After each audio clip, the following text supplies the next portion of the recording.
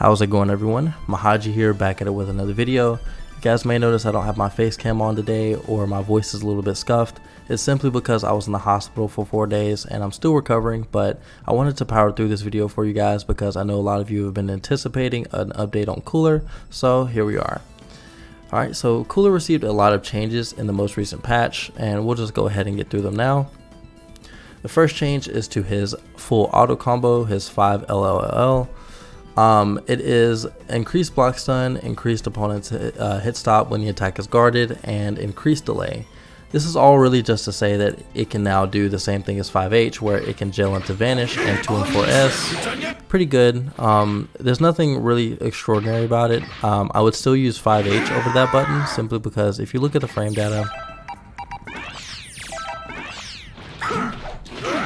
this is -2 and this is -1.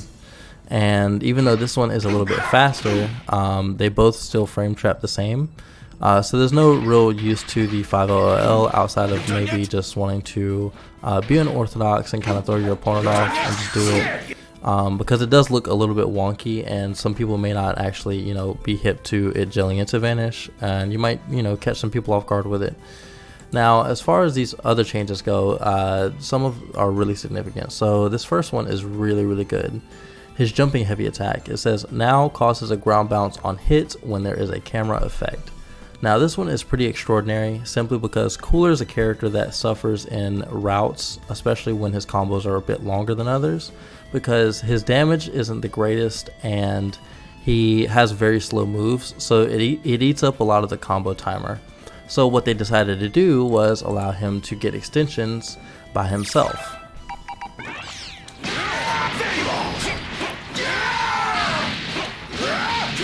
So as you can see, if you do a J2H, or you get a starter that is like off of a Dragon Rush or anything like that, then you can ultimately just combo into yourself now. You don't need the need for an assist, which is really good for a point I'll bring up later, but this allows him to do a lot more damage in the beginning of his combos and worry about an ender later.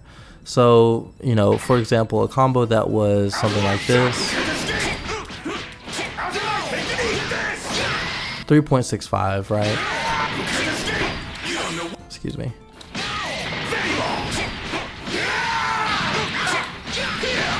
I have barely finished the combo and it's already doing more than that, right?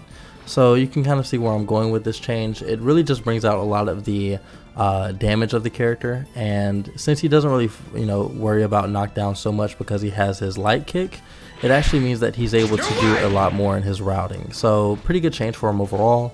The next one is also really good. It ties in with the same thing.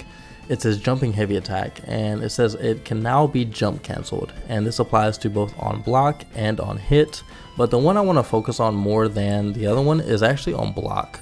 So this is actually a change that I was kind of hoping for in the most recent patch, because a situation like this would happen a lot. Right, and I'm -4. It's not the end of the world, but this is such a good move that it was kind of unfortunate that it had to be tied with being negative so much. But now, if I were to do the same sequence, I'm +21 because I jump canceled. And what this allows me to do is, if I have an assist, I can actually float down and get a left-right 50-50 with it, which is pretty interesting. It's not a mix-up that this character is used to having, simply because he doesn't have any move that was, kind of that good that allowed him to, set this kind of thing up. But if you ever catch an opponent in the air and call an assist below you, you can actually set something like this up pretty easily. So, like I said, it does require a double jump, so you won't have your access to your dash, but you will have access to a really good 50-50 because his float is so good.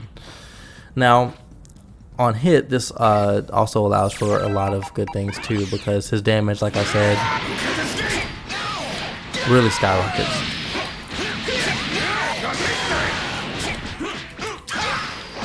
Right, and that's not even optimal. They did 5.3, and Cooler is not known to have that much damage, especially with a full team behind him. So he's really cranking out some numbers here. So in overall, the J2H and JH changes are both very good for the character. Though I will mention that I know a lot of you are privy to Cooler via his J2H cross up being really effective. I didn't find a real use for using his double jump here. Even though he's plus 15, normally when you do this cross up, you're not going to be using your super jump, so you don't get the actual like the float momentum, which is what's really good about the other version. So you just kind of look at him when you're plus 15. So obviously you can do something like this with it, where you can get out of the situation with M kick, something like that, but it's not the greatest. I would just rather take the RPS around it and just kind of, gamble and just, be a bit more riskier, simply because doing this is a risk in and of itself, because you're just looking at them and you're just, kind of just like, okay, well, are you going to take your turn or what, And you can come down with your tail, which is not a bad idea because it covers like most of the area, but if they just call an assist in 2H, then you're going to get smoked for it. So overall, I think it's more of an effective use to use in neutral interactions rather than the J2H cross up, but like I said, it's also good in combos. Now the next two changes also tie in with each other as well. The Death Chaser and the Death Shaker. There's a lot of death going on. So the Death Chaser is this EX move. Alright, everyone knows it. He's plus 2 off of it for the most part. And he's really, really annoying with this move because if you guys don't know, this is his Dragon Rush Crush, right? So you either do this or you go into this. And prior to this patch, his reward off of this was 49%, doing something like this, right?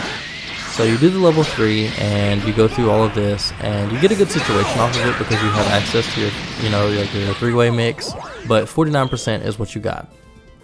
But now, and before I go on, the downside to it was that you didn't really gain your meter back from the situation and you couldn't spend more resources to extend, which was unfortunate. But what they did is they made the sliding knockdown on this move much more comfortable. So as you can see on plus 44, it wasn't that plus before.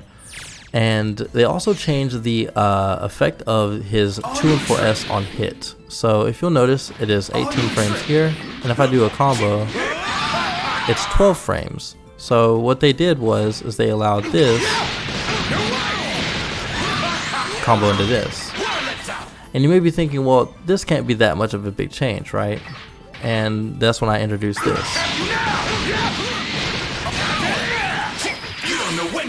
So as you can see, the point that I was talking about earlier with him not having to use his assist as much means that he's able to spend his assist on the conversions needed to make things like this very, very scary. So instead of having to rely on combo extensions for stuff like this, he can now focus on using assist to confirm off of his mix-up, which is really good. So overall, I think this game plan is much more effective for the character because it allows him to not rely so much on his assist to get the hit, but to better supplement the hits that he does get. And this also builds back the meter that he gets from using his EX, which means that you won't actually have to worry about being such in a meter deficit. So 1, he's less meter hungry. 2, his mix-up becomes more lethal because he deals more damage off of it now. So overall, I think those two changes are really, really good. The 2 and 4S change is also pretty interesting too because in combos where it would usually drop, it doesn't drop anymore. It's a weird effect because even though this is 18 frames and it's really fast, the 12 frames, it matters. It comes in handy. But the next two changes are kind of standard. It's the Death Crasher, which is his level 1 and his death drop, his air level 1. So this is the change that pretty much everyone got from the last patch for fighters. Basically, he can just do any level 1 into level 3. And to kind of put this into perspective, his level 1 in the air, it does around like, I want to say 800 damage or something like that. And his grounded level 1, this one, does 918. So for example, if I just kind of just hurt my opponents or hurt my homies real quick, kind of take them off of the screen, we're talking about some pretty big damage here.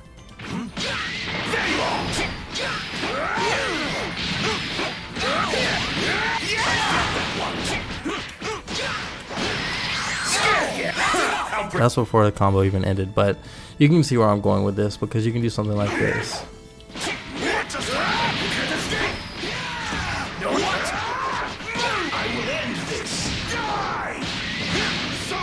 right? So this is pretty standard for pretty much every character. But Cooler's, he's already doing a lot of damage off of his grounded level 1. So him being able to do that one into his level 3 is really good because his supers aren't really lacking in damage. It's just the fact that he really didn't have a way to do it before, but now that he has the JH extension, it means that he's able to do a lot more with his routes. So overall, I think this patch really helped Cooler out a lot when it came to making him a more scary character. Before, it was like, okay, we got the hit, big deal, you're gonna have to spend more meter and resources to, make it effective. But now he gets the meter back and he actually deals damage quite effectively. And it's not even a question of if he can hurt you anymore, it's a question of whether or not you will lose neutral to him. And of course, this character is known for his neutral, so obviously that's going to be the case. And if I were to actually give, kind of any tips for players that want to pick him up, I would honestly try to play him with a point 18 team. And what I mean by that is to have 18 on point and for Cooler to be either mid or anchor depending on how comfortable you feel with the character, and to play him in that position simply because his solo functionality is so good right now, because doing something like this is actually really decent.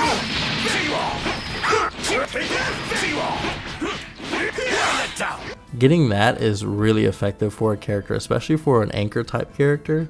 He also has functional defensive qualities like having a DP, having a guard point level 3, which is really good.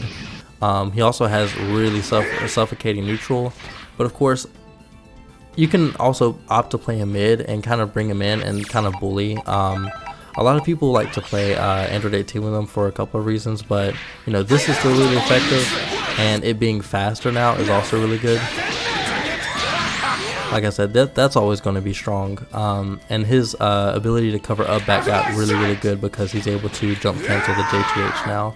So overall, I think he's sitting in a really good spot right now. I don't think he has any flaws inherently outside of having maybe just a slow DP and his DP assist being a little bit average compared to other DP assists. But other than that, I think he's in a really good spot right now, and I'm happy with the changes that he received.